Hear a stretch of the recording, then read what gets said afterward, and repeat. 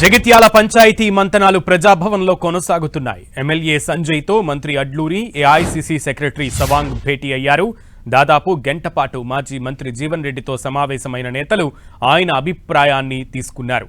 Party జెండా మోసిన వారికే చైర్మన్ పదవి ఇవ్వాలని జీవన్ రెడ్డి డిమాండ్ చేశారు. జీవన్ రెడ్డితో భేటీ ముగిసిన వెంటనే హుటాహుటిన ఎమ్మెల్యే సంజయ్ని ప్రజాభవన్కు పిలిచారు కాంగ్రెస్ నేతలు. చైర్మన్ పదవి విషయంలో ఆయనను బుజ్జగించే పనిలో ఉన్నారు.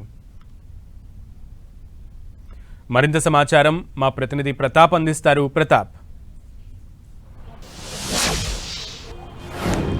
సునీల్, జగిత్యాల ఎపిసోడ్ సంబంధించి ట్విస్టుల మీద ట్విస్టులు చోటు చేసుకుంటున్నాయని చెప్పుకోవచ్చు. రేపే మున్సిపల్కి సంబంధించిన చైర్మన్, డిప్యూటీ చైర్మన్ ఎన్నుకునే అవకాశం ఉంటుంది కాబట్టి రేపు మధ్యాహ్నం 12:30 గంటలకు ప్రత్యేకమైన సమావేశాలు ఉంటాయి. అయితే ఆలోగానే దీనికి సంబంధించి చైర్మన్కు, వైస్ చైర్మన్కి సంబంధించిన పోస్టుల విషయంలో ఒక క్లారిఫికేషన్ తీసుకోవాలని చెప్పేసి పార్టీ భావిస్తుంది. అందుకు అనుగుణంగా ఇప్పటికే కాంగ్రెస్ పార్టీ కూడా ఒక విప్ జారీ చేయడం జరిగింది. కాంగ్రెస్ పార్టీ నుంచి ఎవరైతే గెలిచారో వారందరూ కూడా పార్టీ సూచించిన వ్యక్తికి ఖచ్చితంగా కట్టుబడి ఉండాలని చెప్తున్నారు. అయితే అక్కడ ఒక ఇంట్రెస్టింగ్ అయితే చోటు చేసుకుందని చెప్పుకోవచ్చు. ఎన్నికల సందర్భంగా ముఖ్యంగా ఎమ్మెల్యే, స్థానిక ఎమ్మెల్యే డాక్టర్ సంజయ్ కుమార్, అదేవిధంగా మాజీ మంత్రి జీవన్ రెడ్డి రెండు వర్గాలుగా విడిపోయి ఇద్దరు కూడా ఒకరిపై ఒకరు కూడా పోటీ చేసుకునే పరిస్థితి ఉంది. కొందరు ఇండిపెండెంట్లు కూడా ఎక్కువగా గెలిచిన పరిస్థితి. ఈ రెండు వర్గాలకు సంబంధించిన వ్యక్తులు గెలిచారు కాబట్టి దానికి సంబంధించి కూడా మాట్లాడేందుకు, సంప్రదింపులు చేసేందుకు సీఎం రేవంత్ రెడ్డి మంత్రి అడ్లూరి లక్ష్మణ్, ఏఐసీసీ కార్యదర్శి సవాంగ్కు ఈ బాధ్యతలు అప్పగించడం జరిగింది. దానికి సంబంధించి కూడా ఈరోజు మధ్యాహ్నం నుంచి కూడా ఇవే చర్చలు కొనసాగుతూనే ఉన్నాయి. ఇక మొదట్లో జీవన్ రెడ్డికి సంబంధించిన చర్చలు జరిపేందుకు జీవన్ రెడ్డి నేరుగా తన వర్గానికి సంబంధించిన కౌన్సిలర్లు అందరినీ కూడా ఇక్కడ తీసుకురావడం జరిగింది. బల ప్రదర్శన కూడా చేశారు.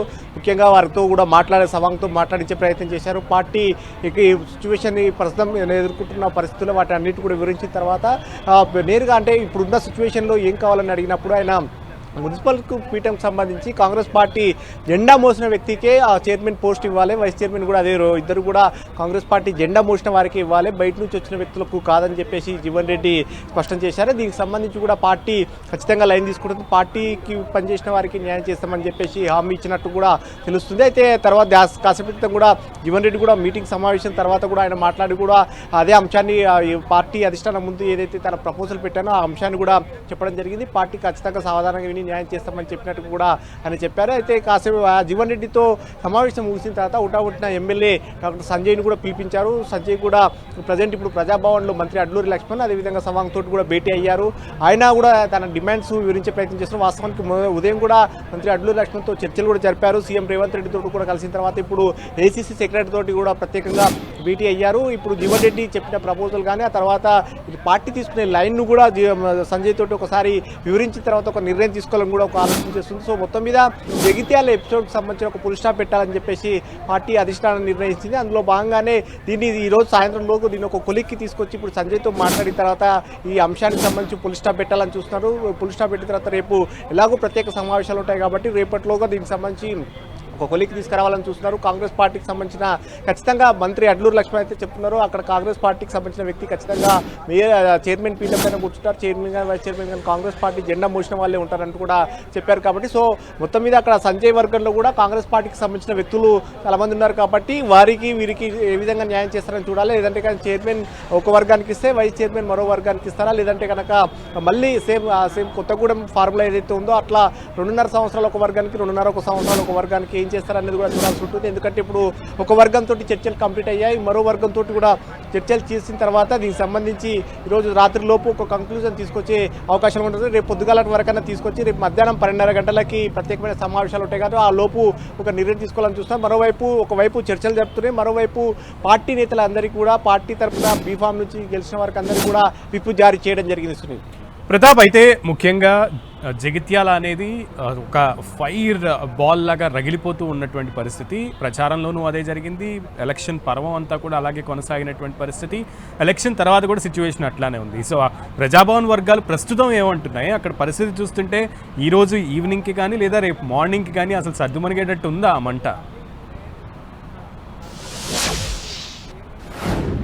డెఫినెట్గా మీరు అన్నట్టుగా జగిత్యాల ఎపిసోడ్ చాలా కాలం నుంచి ఒక ఫైర్ అయితే మండుతూనే ఉందని చెప్పుకోవచ్చు. సంజయ్ ఎప్పుడైతే డాక్టర్ సంజయ్ కాంగ్రెస్ పార్టీలో చేరారో అప్పటి నుంచి కూడా వివాదం కొనసాగుతూనే ఉంది. జీవన్ రెడ్డి ఈ అంశానికి సంబంధించి అవకాశం దొరికిన ప్రతిసారి కూడా దీనిపైన కూడా అగ్గిరాజే అయితేనే ఉంది అని చెప్పుకోవచ్చు. రెండు వర్గాల మధ్య పచ్చిగడ్డి వేస్తే బగ్గుమంటున్న పరిస్థితి. ముఖ్యంగా మున్సిపల్ ఎన్నికలప్పుడైతే ఈ ఎపిసోడ్ అయితే మరింత తారాస్థాయి కూడా చేరింది. గాంధీ భవన్ వేదిక కూడా ఒకరిపై ఒకరు విమర్శలు చేసుకునే పరిస్థితి. ముఖ్యంగా జీవన్ రెడ్డి చాలా తీవ్రమైన కామెంట్ చేశారు. రాష్ట్ర నాయకత్వం పైన కూడా ఏమైనా చేసిన నేపథ్యంలో ముఖ్యంగా పార్టీ బీఫామ్లు కూడా ఒక సమానంగా అంటే ఇప్పుడు ఒక వర్గానికి జీవన్ రెడ్డి వర్గానికి 16 బీఫామ్లు, మిగతా ఈ 34 సంజయ్ వర్గానికి బీఫామ్లు ఇవ్వడం జరిగింది. అయితే ఒకవేళ బీఫామ్లు తప్పించినప్పుడు కూడా జీవన్ రెడ్డి ఈ అంశానికి సంబంధించి ఆయన చాలా తీవ్రంగా విభేదిస్తూ ఇండిపెండెంట్ అభ్యర్థులను కూడా పెట్టి గెలిపించుకున్న పరిస్థితి ఉంది. దాదాపు 9 మంది ఇండిపెండెంట్ అభ్యర్థులు కూడా జీవన్ రెడ్డి వర్గం నుంచి కూడా గెలిచారు. కాబట్టి ఇప్పుడు ఈ అంశమే ఇప్పుడు చర్చనీయాంశంగా మారింది. ఇప్పుడు కాసేపటి క్రితము సవాంగ్తో డిస్కషన్ జరిగినప్పుడు కూడా పార్టీ లైన్ను దాటి పనిచేయడానికి కారణం పార్టీ జెండా మోసిన కాంగ్రెస్ జెండా మోసిన వారి కోసమే